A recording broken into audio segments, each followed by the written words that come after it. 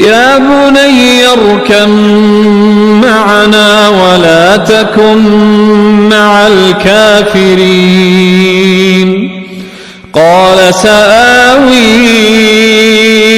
إلى جبل يعصمني من الماء.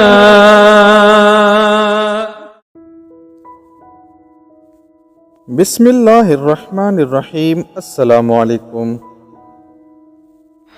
ایک بادشاہ اپنے خدمت گاروں اور سپاہیوں کے ساتھ سامان سفر تیار کر کے ایک روز شکار پر گیا.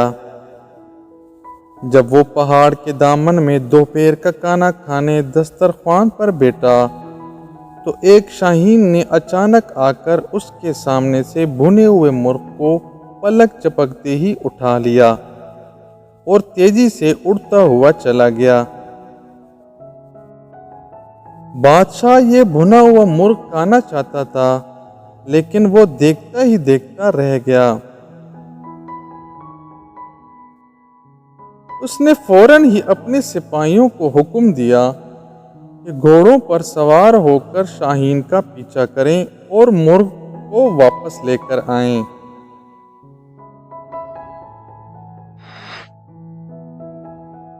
فوراً ہی لشکر روانہ ہو گیا، یہاں تک کہ شاہین کا تعاقب کرتا ہوا پہاڑ کے دامن میں جا پہنچا. اور اس کے بعد جب سپاہیوں نے دیکھا کہ شاہین پہاڑ کی دوسری جانب جا چکا ہے تو فوراً ہی یہ سپاہی گھوڑوں سے اتر گئے اور پہاڑ کی بلندی پر جا پہنچے. پہاڑ کی دوسری جانب پہنچنے کے بعد انہوں نے بڑا عجیب و غریب منظر دیکھا. ان کے سامنے ایک شخص تھا جس کے ہاتھ اور پاؤں بندھے ہوئے تھے اور وہ زمین پر پڑا ہوا تھا، اور بھنا ہوا مرغ دسترخوان سے اٹھا کر لانے والا شاہین بڑے مزے سے اس شخص کی مہمان نوازی کر رہا تھا. وہ پرندہ اپنی چونچ سے گوشت نوچ نوچ کر اس شخص کے منہ میں ڈال رہا تھا، اور اس کے بعد وہ اڑا اور کہیں سے اپنی چونچ میں پانی بھر لایا. پھر اس نے یہ پانی بھی اس شخص کو پلا دیا.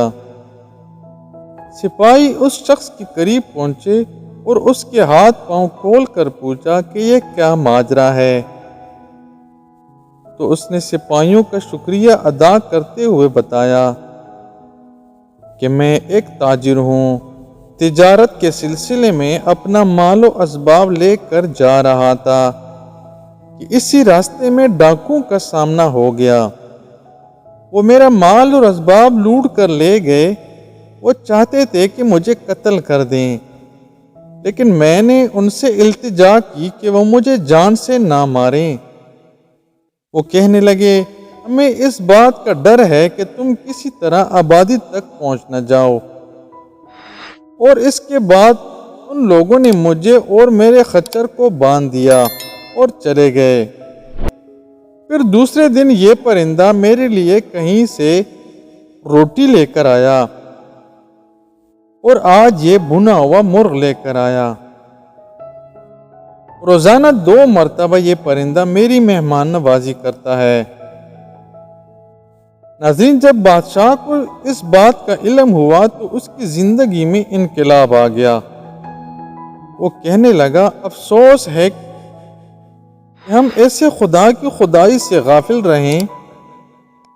اس انداز سے اپنے بندوں کو رزق فراہم کرتا ہے اور اپنا نظام چلاتا ہے. یہ کہہ کر بادشاہ نے اپنے حکومت سے کنارہ کشی اختیار کر لی اور اپنے زمانے کا عابد اور زاہد شخص بن گیا.